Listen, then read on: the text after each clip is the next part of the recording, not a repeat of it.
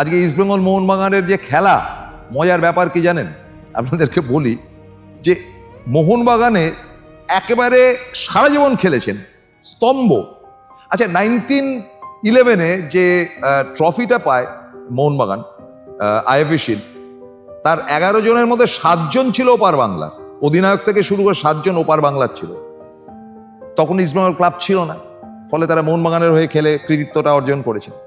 আচ্ছা, আপনারা যদি দেখেন যে মোহনবাগানের স্তম্ভকে গোষ্ঠপাল বাঙাল ছিলেন, এবং গোষ্ঠপালের পরবর্তী অধ্যায়ে ইস্টবেঙ্গল খেলার কথা ছিল, কিন্তু তার আগে তিনি খেলা ছেড়ে দেন। মোহনবাগানের ঘরের ছেলে 3 জন।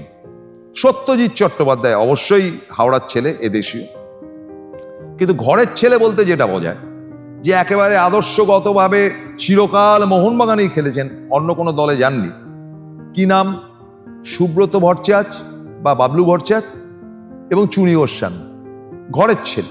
চুনিদা যতদিন বেঁচে ছিলেন সুস্থ অবস্থায়, তিনি সন্ধ্যা হলেই বিকেল হলেই চলে যেতেন তার স্টেট ব্যাংকের অফিস থেকে গাড়ি ড্রাইভ করে, যখন চাকরি করতেন মোহনবাগান ক্লাবে, এবং গিয়ে বলতে, এই একটু টোস্ট দে, চা দে। তিনি চিরকাল মোহনবাগানে খেলেছেন এবং তিনি আদন্ত বাঙাল ছিলেন।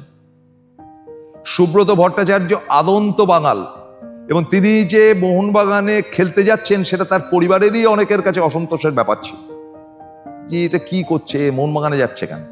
কিন্তু সুব্রত ভট্টাচার্য কিন্তু ওই সবুজ মেরুন জার্সি ছাড়া অন্য কোনো কিছু পরেননি।